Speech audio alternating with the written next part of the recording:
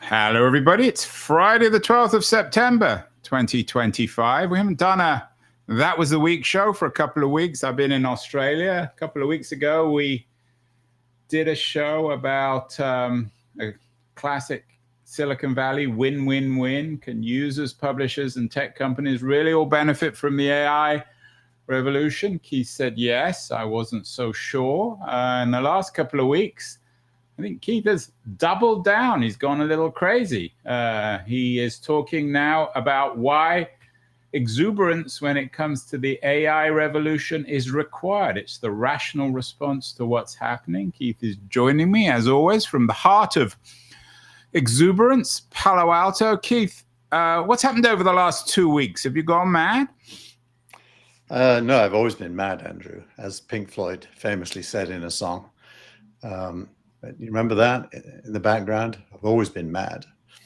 But I've been observing, Vinod Khosla probably comes to mind, discussing whether there is a bubble and whether the current pace and scale of investing in AI is best described as exuberance in the pejorative sense, or is a good thing.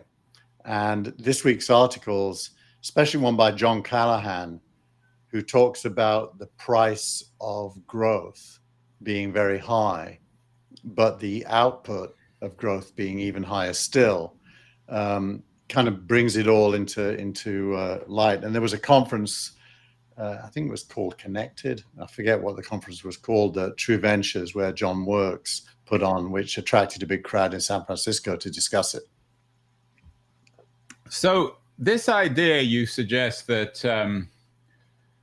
that it's rational, not exuberant. Is this from whose point of view? You suggest that obviously from an investor's point of view, it makes sense because they got to get in on the action.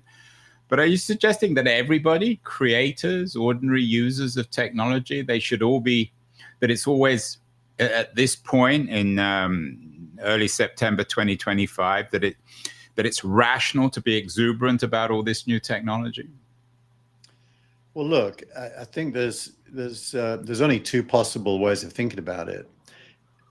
If this is craziness, then the craziest of all are the investors, because they're the ones who are going to lose their shirt, and the users are going to benefit from pretty much free AI.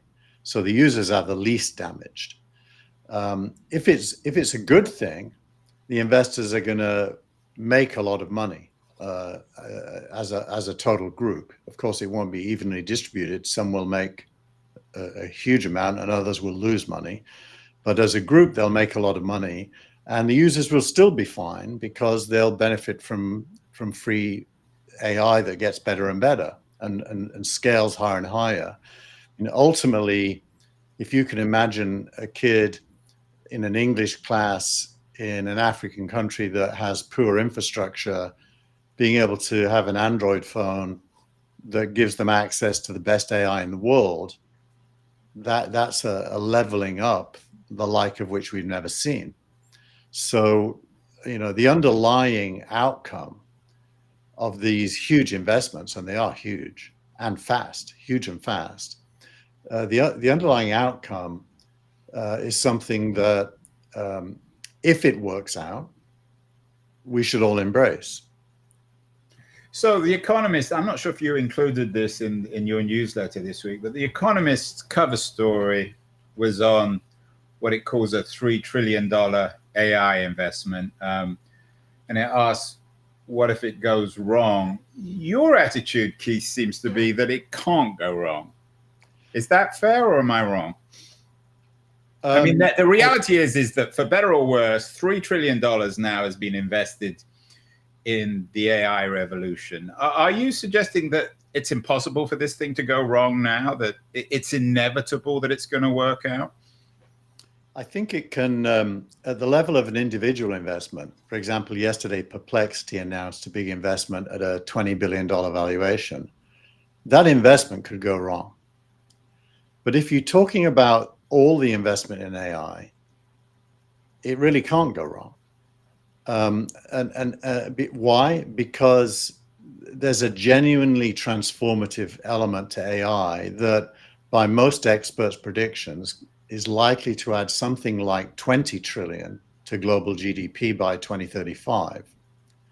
So 3 trillion becomes a small number. That's John Callahan's point.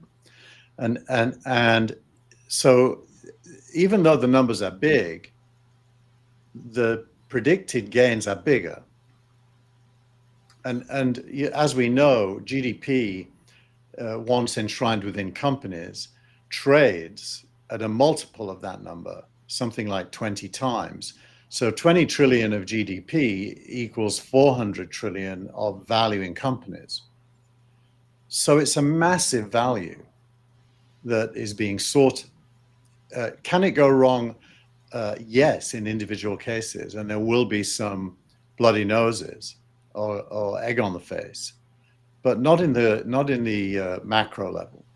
Well, the macro level is very long term. Your argument seems to be like if we were arguing in the middle of the 19th century about the Industrial Revolution, that in the long run, the consequences of the Industrial Revolution be beneficial. I mean, that's another argument when it comes to the environment. But leaving that one aside, I mean, none of us live forever, although you're talking about technology. Yamanaka this week that maybe suggests we might one day live forever, but none of us live forever. So the reality is that we do, for better or worse, as investors or users, live in the short or medium term. So this $3 trillion AI investment, I mean, we need to historicize it, which is what the economists do.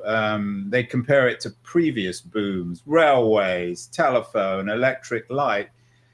In your view, is this equivalent to some of the other great booms in history, the dot-com, particularly electricity, telephone, railways, which they focus on?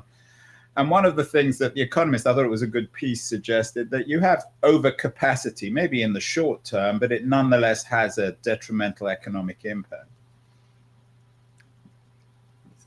The Economist argues it has a detrimental economic impact. Well, in the sense that you have overcapacity. So I'm quoting them, amid the British railway bust of the 1860s, losses were concentrated amongst banks. I mean, this is real money being invested for one reason or another, and it's not guaranteed that everyone investing will win from the investment.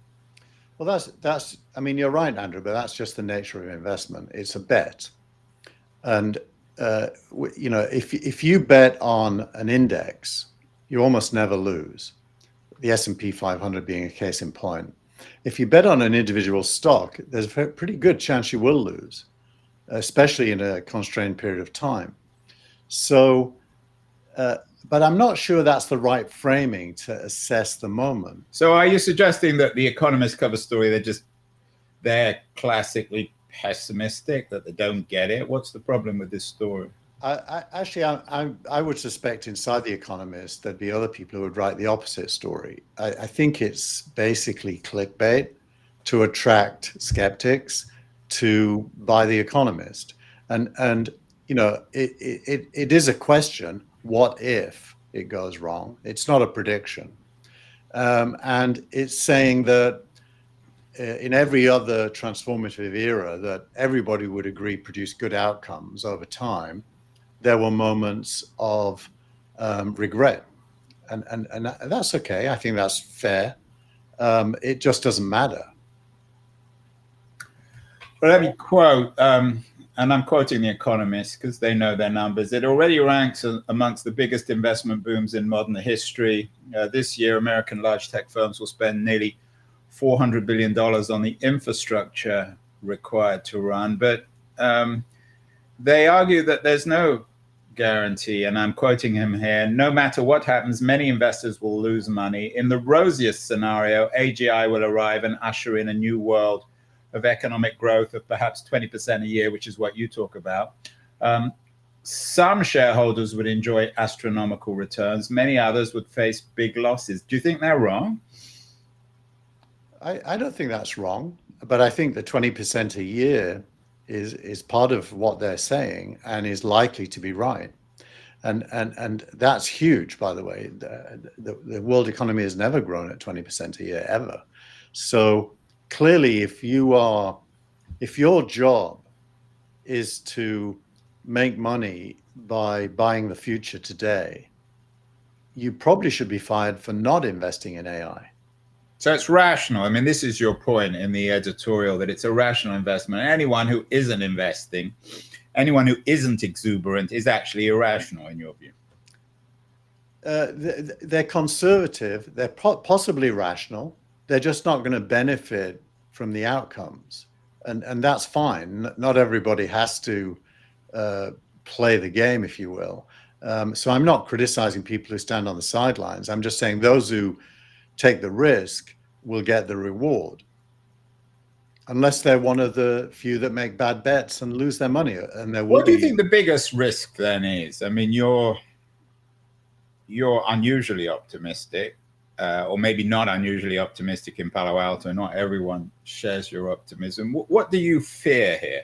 Is it a short-term meltdown of the stock exchange? Is it the failure of companies like OpenAI to make money? What's the biggest risk here? I think the biggest risk is to replicate the failures of previous transformations. You know, if you're probably familiar with most of the early television conversation about how transformative television could be to education, for example. And it turned out that we got, you know, reality TV and soaps and advertising. Same with the internet. It should have been transformative of human experience. But again, we got traffic, attention seeking, algorithms, and advertising. So the biggest fear with AI is that its potential is undermined by poor business models that don't serve human need. But it still benefits the investors and the companies. So are those two things compatible? I mean, do you think that this one will be different? Why will it be different? Well, there's a kind of a hidden upside in AI. AI basically consumes content in order to have the capability of answering questions or discussing concepts. And it really isn't a traffic engine. It's a knowledge base, a very clever and getting cleverer knowledge base with some reasoning, some research capabilities, even some invention capabilities, as we see with DeepMind and human proteins and all the stuff related to lengthening life. So that's very different to the internet, which was a mass audience, attention-grabbing, clickbait kind of platform. AI has, because it's subscription-based and you pay for what you consume through APIs, it doesn't need natively an advertising business, and therefore it doesn't need to undermine what the right outcome is for humans in order to pursue profit. So there's something beautiful inside of it. The previous 2 weeks, I did a newsletter last week, and it was all about this as well. The question last week was, what is the business model for AI? And I think the business model is surfacing knowledge, which probably should include links to content, attribution, if you will, that could produce a very big business model without undermining its potential.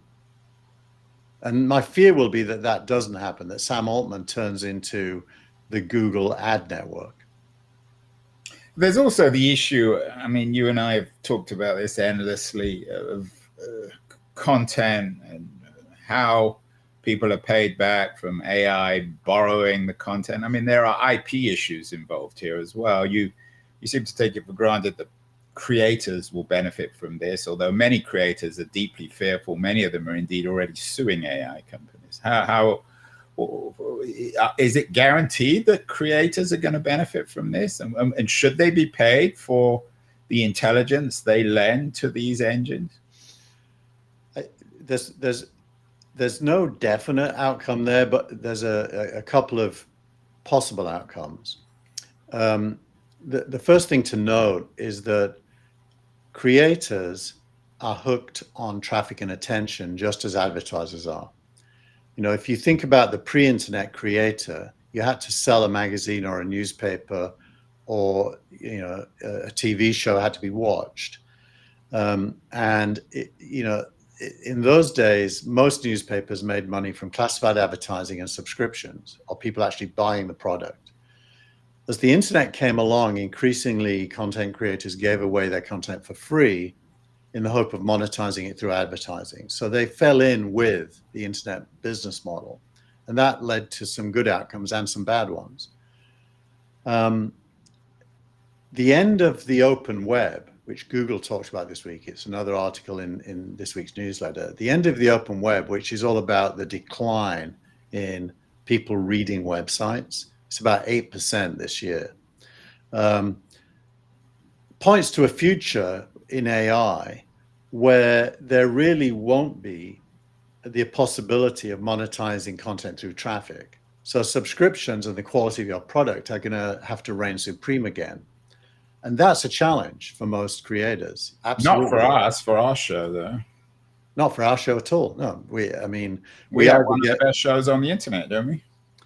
It's compelling. I mean, mainly due to my level of energy. I agree. And your rational exuberance, Keith. Exactly. Rather than irrational exuberance. But I do think content creators have an adjustment to make. Now, I said there were two scenarios. The second is that content creators embrace AI, and AI embraces links, which is what I believe should happen. There's a lot of devil in the detail there, but that would basically allow the AI ecosystem to have the similar scale of monetization for creators as the current internet does. I mean, in my view, I don't.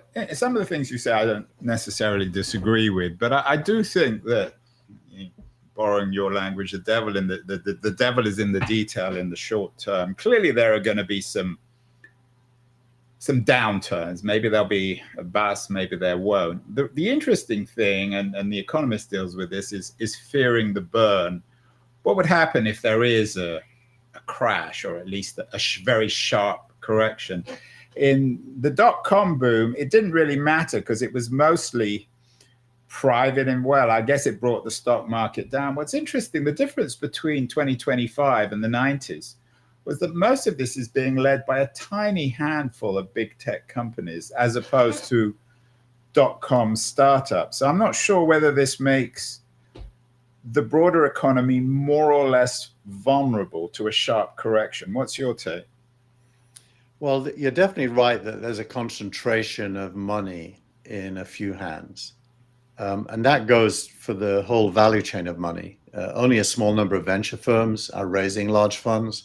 And those same small number, 10 or so of them, are making a lot of the big bets. And those big bets are being made on a small number of companies, maybe less than 50 globally.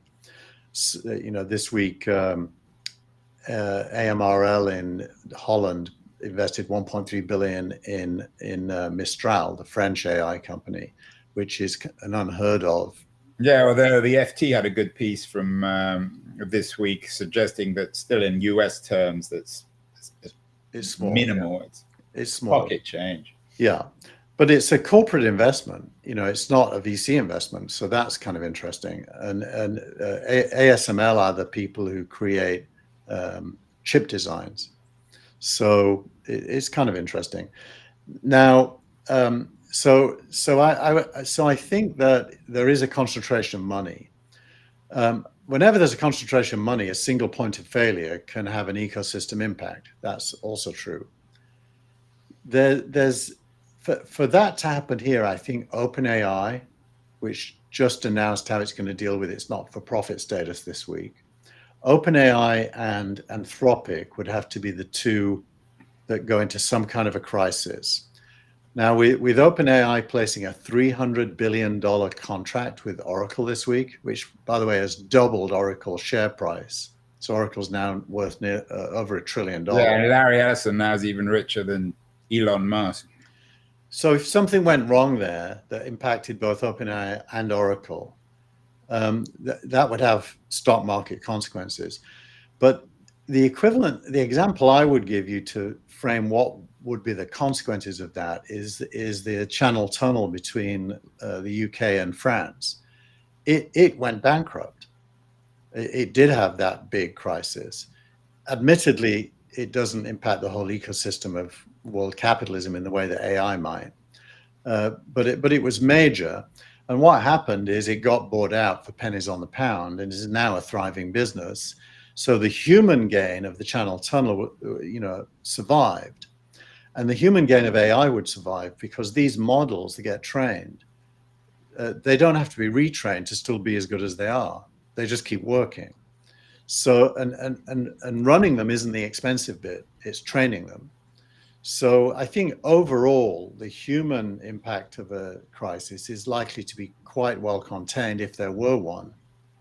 And I don't think there is any signal that there's likely to be one. Yeah, and you and I have talked about this, and maybe it's a subject for another show. Whether I think I agree with you on OpenAI, particularly OpenAI and Anthropic. Whether their business models actually work, I'm still not 100% convinced that OpenAI has a business model. They're pouring billions of dollars into investment, but whether they can make themselves into a profitable business, I mean, The Economist addresses this, is still not entirely clear. But in your mind, it is. You think that it's inevitable, really, that OpenAI will be ultimately profitable. Yeah, I think inevitable is too weak a word now, because I think. Well, what's a stronger word than inevitable? I think all predestined.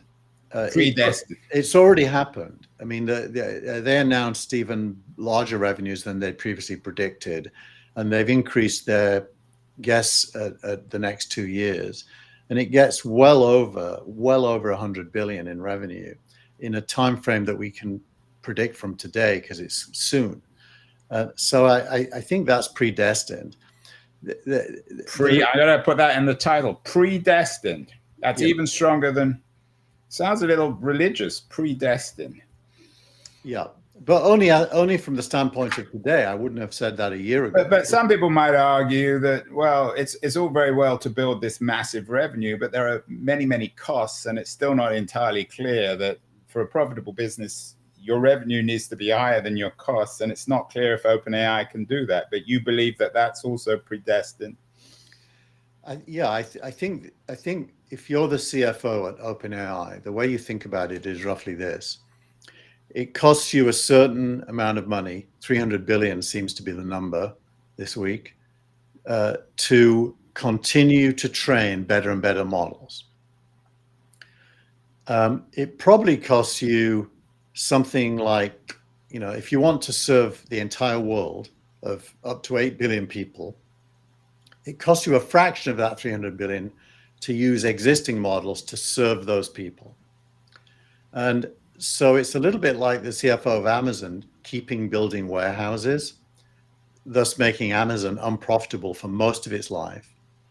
But the scale of its revenues continue to grow. And it's a trade-off between how much you spend, how fast you spend it, and what it delivers in terms of gross revenue. At some point, you can turn off the spending and only have the revenue, which is what Amazon did. Because and Amazon, I think, is a good case where, and I don't know enough about the economics of the period, but how Amazon continued. I mean, even in the great crash of 2000, they somehow not only survived, but continued to spend. That they were able to convince Wall Street that they had a long-term viable business, even if they weren't profitable. I guess the same is true of OpenAI, which makes Sam Altman the Jeff Bezos of the 2020s. Yeah, I don't think anyone would want to be the Jeff Bezos of any era. But that's. Have you met Jeff? Well, I'm not sure. Would you want to be more like Sam Altman or Jeff Bezos? I mean, I personally would want to be more like Elon Musk, but that's just me. Well, that's your own particular weakness. We haven't dealt with one of your friends, Elon Musk, not the most popular fellow in the world, but you seem to like him. what's Musk been up to this week that you found impressive? He's a month or two out of his Doge job. Is that before we get to what he's been up to? Does that in any way? I mean, you're an overt admirer, unabashed, unambiguous admirer. Is that in any way the Doge chapter, which is certainly not untarnished, has that affected your opinion of Musk? But you just think it's one of those things? Well, I think he gets credit for quitting, which is what happened. And he was asked this week on this interview what lessons he learned from it. And his answer was short and sweet. He basically said, I learned that the government is basically unfixable, which you and I probably would have known ahead of time. His brashness led him to believe he could fix it. And he learned very quickly he couldn't. Why? Because embedded bureaucracies are not prone to change. Generally speaking, revolutions are the only thing that seems to change them, and they're rare. So what's he been doing this week that's important?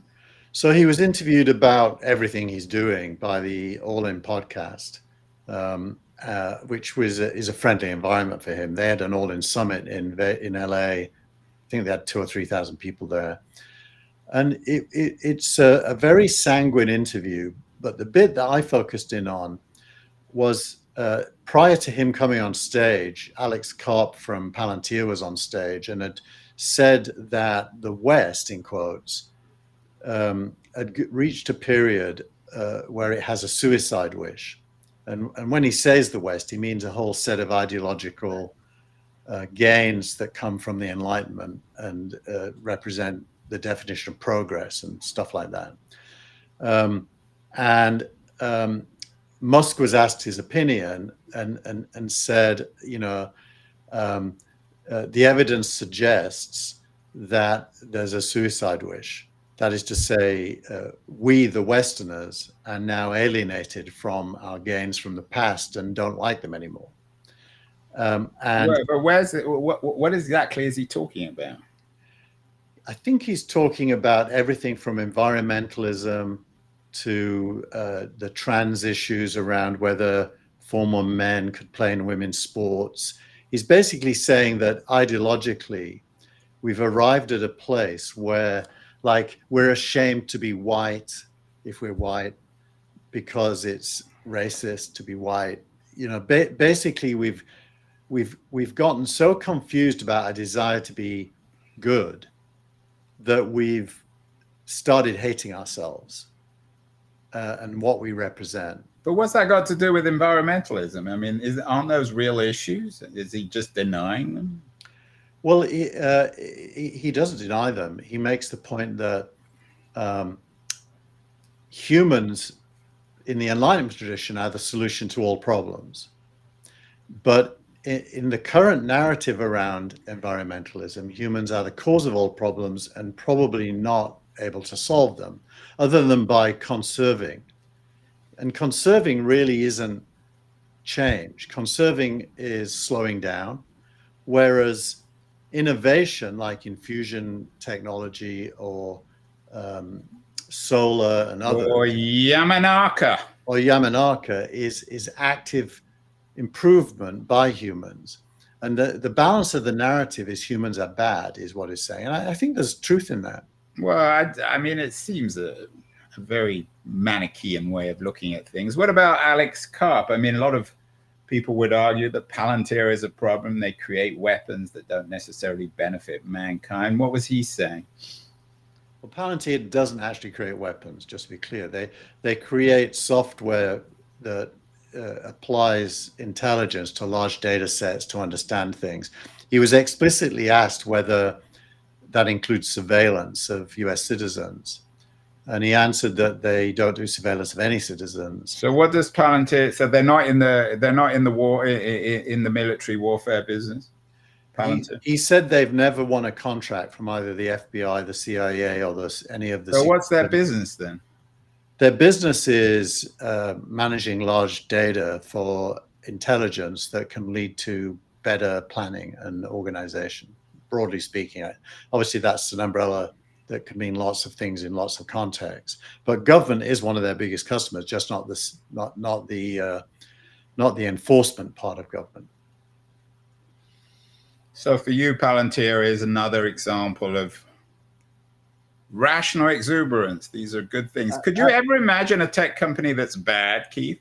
I honestly, Andrew, I don't know enough about Palantir at any level of detail to have an opinion. But you sound like you're ducking that one. I think you know that Palantir isn't quite what you're presenting it as. But maybe we'll do another show on Palantir. Yeah. And Karp is a controversial figure too, as is Musk when it comes to this idea of progress. I mean, this idea of the West committing suicide is an old idea. It gets repeated every generation, it seems. As a former sociologist thinking about writing about America, it is an intriguing framing. In what way? Well, I think it captures a lot of the zeitgeist when you frame it that way. If you want to understand lots of apparently separate things going on, it does create a kind of a coherent way of understanding lots of mainly cultural beliefs that have formed over the last 10 or 20 years, and the impact of that on creating a Trump second term is kind of interesting to me. So when we put all this stuff together, Keith, this $3 trillion investment, the idea of people like Musk and Karp that Western civilization is about to destroy itself, do you think that we're in an unusual moment in history? It sounds as if both the gains and losses are enormous. It's a confusing moment because very opposite trends are happening simultaneously. You know, if John Callahan and Chamath Palihapitiya had their way, the optimists about tech would transform, human culture 20 years from now into one where work is optional, everyone has a good life, and technology drives value for everyone in the world. If the opponents of that view, and let's just pretend for a moment that The Economist is an opponent, although I think it really isn't, then we're heading for some kind of apocalyptic, dystopianism. And, I think you could make a case for both. Even I could make a case for the dystopian, which would be the benefits of AI are not distributed to the world, but are held in a small number of hands, which I wouldn't approve of. But that means that the binary or very polarized world we live in that came into light this week with the assassination we all saw probably doesn't go away, that polarization, for a while until the results are in, if you will. What does the I don't know what does the assassin? You mean you're talking about the event in Utah? What's that got to do with it? Well, it's an expression to me of polarization, extreme polarization. Well, it's one crazy guy. Well, there's been a few crazy guys shooting at people they disagree with recently, right? Including assassinations in a few cases and near misses in others. But there were similar things in the 60s, and things worked out. We didn't have an apocalypse back then. So is it likely today, you think? I'm not predicting an apocalypse because I think a rising tide lifts all boats. And if AI delivers as it should, everyone's going to calm down as life gets better. So you think that AI might even calm crazy assassins down? I don't know if I think it. I hope it. Well, finally, Keith, my interview of the week is with Bruce Schneier from the Kennedy School, very influential thinker. I call him the godfather of security. He actually believes that AI can rewire democracy. So he's cautiously optimistic. I know you saw this interview. Is Bruce on the right track? I thought he was great. He's extremely nuanced. I think you kept trying to test whether he, had a kind of. Is he as nuanced as you? I would like to. That was a joke. Go on, move on. All right, I won't answer. No, I thought, look, what is democracy? It's the people electing governments that serve them. Will AI help in that? Well, it certainly should help people have access to knowledge and information. It will give them tools to propagate their opinions, which is a good thing in democracy, right? I mean, we don't want to close down even opinions we disagree with. We want a healthy discussion, a healthy debate, and we want tools that facilitate that. And at the end, we want to elect a government of the people, for the people, by the people. Right now, politicians are held in contempt because they're all trying to game the system. Look at Trump and the Supreme Court, for example, as an example of that. So could AI help humans prevent gaming? Certainly could. I'd be in favor, for example, of digital voting, where your ID is on your smartphone and you vote from your smartphone. AI could certainly prevent fraud in that context and facilitate engagement. That would be a good thing. The opposite of what Trump calls for, which is people have to show up in person with an ID card. So yeah, I think there's potential there, but just like you might think that AI is a little bit dreamy and idealistic, so is this view, because the current situation is that politics is the rough house. I like rough house, but maybe I'm unusual here. That's what I try and do on the show. You've been very generous, Keith. I've been away 2 weeks. I have to be careful. If I think I'd go away for 4 weeks, what would happen? Is there a stronger word than predestined? What would happen if I didn't show up for a month? Where would you be? I need you. You need me to keep you on the straight and narrow, bring you down to earth. Absolutely. We might say it's already happened, which is even stronger than predestined. It's already happened, or it's certainly happening this time next week. God knows where Keith will be. Certainly London. Yeah, he's in London. Actually, we're not doing a show next week, or we are. We're definitely not doing one on Saturday because I'm flying back. Sunday, I think we said we'd do one. Well, we'll see if we can get any further than the predestined inevitability of AI benefiting all of mankind. Great conversation, Keith. Keep well, safe journey to London, and we will talk next week. And by then, Andrew, I'll have my new earpods that can do simultaneous translation in when two people speak to each other, which I'm looking forward to. See you all next week. Yeah, and you featured there people speaking French, which is always a bit science fictional. So we will talk next week. Keep well, Keith. Bye.